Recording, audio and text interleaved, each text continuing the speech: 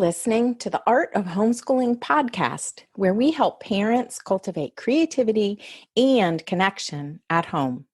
I'm your host, Jean Miller, and here on this podcast, you'll find stories and inspiration to bring you the confidence you need to make homeschooling work for your family. Let's begin.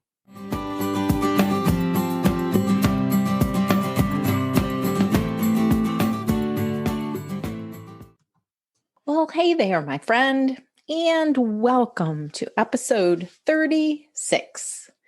Thanks so much for listening, and thank you for sharing this podcast. And please continue to share. You help the podcast to grow and help me get the message out to more homeschoolers in the world, the message that you can homeschool and feel good about it too. I so appreciate the reviews that listeners leave for me, like this one from LSJC80. And she or he said, Jean gives so much and it's all gold dust. I love that. There is no better place to go if you're just starting your home education journey. Jean is genuine and incredibly knowledgeable. I'm loving her guests too, as I have found them through other avenues, and it's lovely to see everyone come together on this podcast. Well, thank you. That is my mission here, is to help homeschoolers embrace this in a way that works for you and in a way that brings you joy and enriches your family. So if you haven't left a review yet, you can go to this website. I'll give you the link here and leave a review of the podcast so that others can find it. So the place to go is loveyourpodcast.com/art of homeschooling. Or if you want to just screenshot the podcast while you're listening, if you want to screenshot the episode and share it on social media, that would be great too. However you like to share, I would just so appreciate it. And if you do share on social media, be sure to tag me at art.of.homeschooling so that I can say thanks. I'd really appreciate it. Okay, today we are going to talk about holistic homeschooling, what that means exactly, and what the guiding principles are.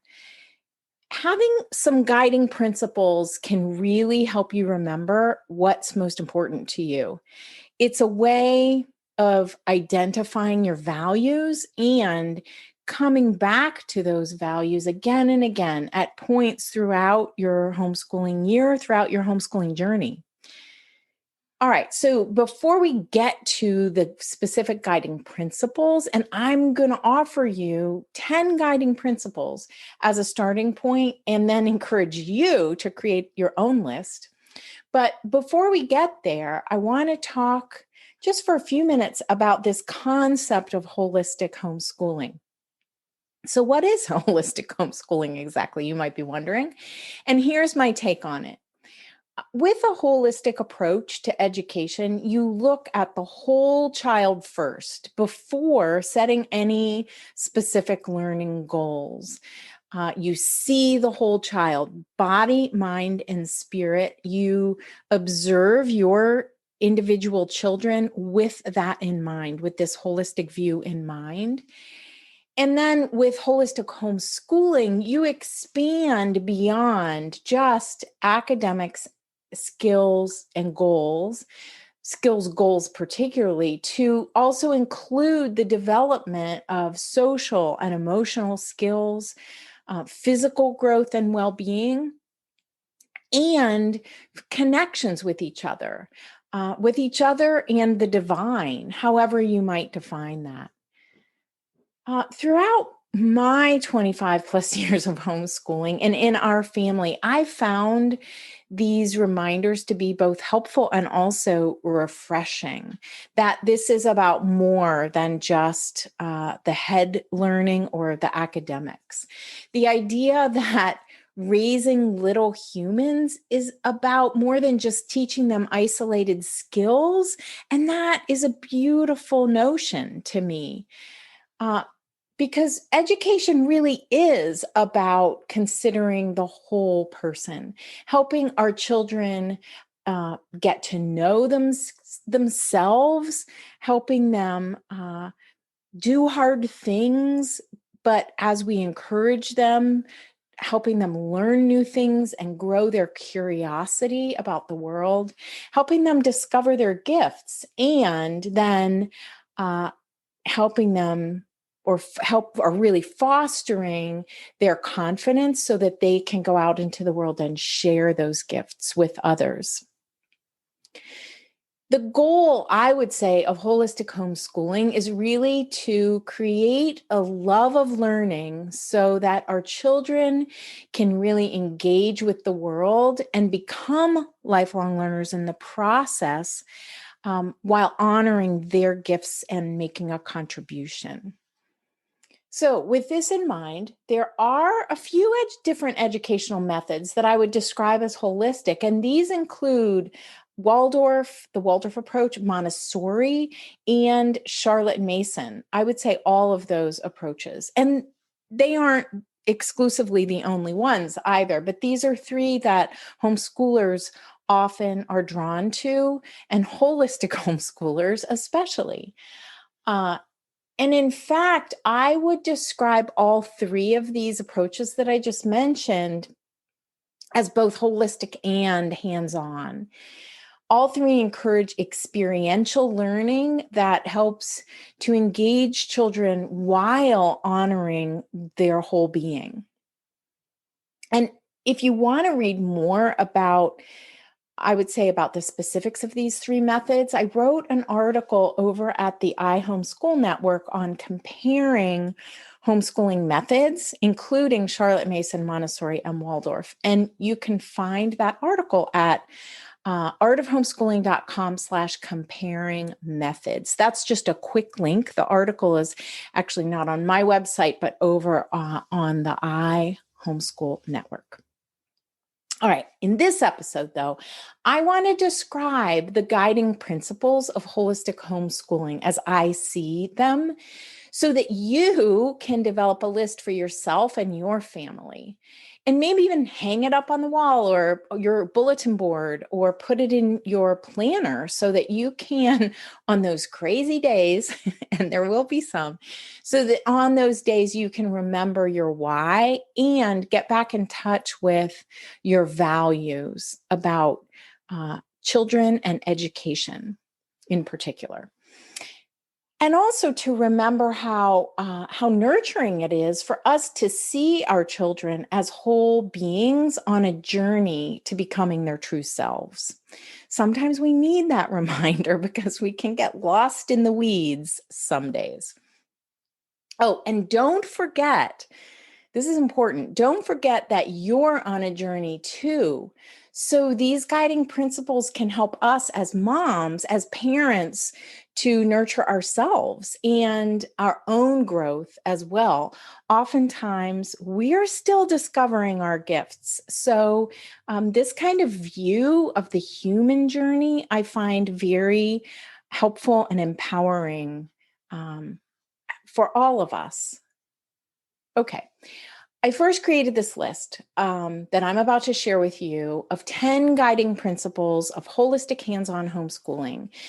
When my kids were my oldest two were probably in first and second grade, maybe second and third. And I was putting together a planner, right? A super simple planner, like a binder with tabs a tab for each month where I could keep ideas and lesson plans and that sort of thing. And I wanted an uplifting reminder as that first page, right, inside my planner, so that I could remember why I was doing this and what my core values were. And then a few years later, when I was working with some other homeschooling moms to start a small co-op, of about probably 6 families, 5 or 6 families. We took my list and revised it again so that we each had a copy of this document of values that we were working from. So that's just to say that this list has evolved over the years, and your list can too. So just start somewhere, whatever feels right to you, and allow these guiding principles to grow as you and your family grow on your homeschooling journey. Okay, here is my list of 10 guiding principles of holistic homeschooling. Number 1, see the whole child, body, mind, and spirit. In the Waldorf approach, this is often referred to as heart, head, and hands, or head, heart, and hands. And here's a great quote that I find really helpful. The way to the head is through the heart and hands. That can help you. All right, number 2, honor the developmental stages of childhood and work toward preserving childhood rather than focusing on academics too soon. Sometimes we feel pressure from the public school system or our environment around us, family, friends, neighbors, to start academics really early with children. And I have seen over and over again the power of honoring their developmental stages and keeping, especially those early years, very play oriented. That's just one example. Number 3, spend time in nature, honoring and observing its beauty. Oh, we can learn so much from nature, and it is such a good balm to the soul. It helps us to reconnect to something larger than ourselves and find some peace. All right, number 4, present lessons in a natural way using stories as a teaching element. Stories really help us connect soul to soul from one human to another, and they have since the beginning of time. So use that as part of your lessons, the power of stories. All right, number 5, create opportunities for artistic expression. This might include drawing, painting, movement, music. I often refer to the 7 lively arts. You can find an article about that on my website. And these are the arts that Steiner talked about, really encouraging teachers to weave these into all of the lessons. All right, where are we? We are on number 6, which is find balance between movement, artistic expression, and mental effort. Finding a balance between all of those, I think, is really, really important in holistic education. And in more mainstream educational settings, it's often that mental effort and the academics that get the full focus. But here we want to broaden the scope. Number 7, bring the experience before the explanation. This is particularly true in the elementary years, where hands-on experiential learning is so important for children. And it's like discovery education, where they get to have an experience before we delve into explaining why that might be or why that might happen a certain way, because children will start to make their own guesses, and it's a wonderful way for them to learn about the world. Number 8, create a caring, supportive relationship with your children and a prayerfulness over the children or your child. So relationship is key. And fostering those connections, both with other humans and with the divine, are really, really enriching for our lives. Number 9, engage in inner work yourself to explore your own thinking, feeling, and actions. A wonderful thing to do all along our own journey as humans, even as adults. So engage in inner work yourself. And number 10, inspire us to all, right, to help make the world a better place. We want to inspire ourselves and our children and our families to make a contribution to help make the world a better place. There you have it, the 10 guiding principles of holistic homeschooling. And whatever method you use or parts of methods, sometimes people take a bit from a variety of methods. And I just encourage people, our homeschooling journey was based in a Waldorf-inspired approach. And as I teach this to other homeschoolers and for myself too, I just think it's really important for all of us to recognize that we are the decision makers in our homeschool and in our families. And so we want to take the best from these approaches and make them work for our situation. So these principles can really create a foundation of values that can help you as you make decisions in your homeschool. You can check back against these guiding principles when you're making decisions, big decisions about homeschooling, when you're lesson planning, or even in your parenting. These can help you. In my family, with our Waldorf-inspired approach, we also, I referred to these a lot, which is why I kept it in the front of my planner. And it actually, when I would read these, I would think, oh my gosh, I am doing important work in the world. And I feel so good about these principles. I feel so good about furthering these values, not only in my life and my family's life, but to help spread them out into the world. All right. So here are just a couple of, I just wanted to point out a couple reasons why I chose in particular the Waldorf approach, but just want to be upfront about that and share with you my whys for choosing Waldorf. But I also want to encourage you to just ground your homeschool in this concept of holistic homeschooling, and then choose for yourself about the specifics of the method or the approach. So first of all, this is about Waldorf in particular. I love the main lesson block structure of spending 3 to 4 weeks on a topic and going deeper into that one subject. That's my first real reason. Secondly, by weaving the arts into all the lessons, we can really help to strengthen the child's will. So my experience over and over again has shown me that main lesson block learning that incorporates the arts into the lessons really helps to make the lessons more memorable. Steiner said about the arts that they bring us joy as human beings, and they help making the learning more memorable. And we want that, right? That's one of the things that one of our aims in our lessons. So children are engaged and retain the learning in a really deep way. That's my second reason for really falling in love with Waldorf education. And finally, I've seen over and over again the benefits of the human connection, something that Waldorf really emphasizes. So who we are as teachers and guides for our children is really important, because the personal interaction with our children is where the learning happens, right?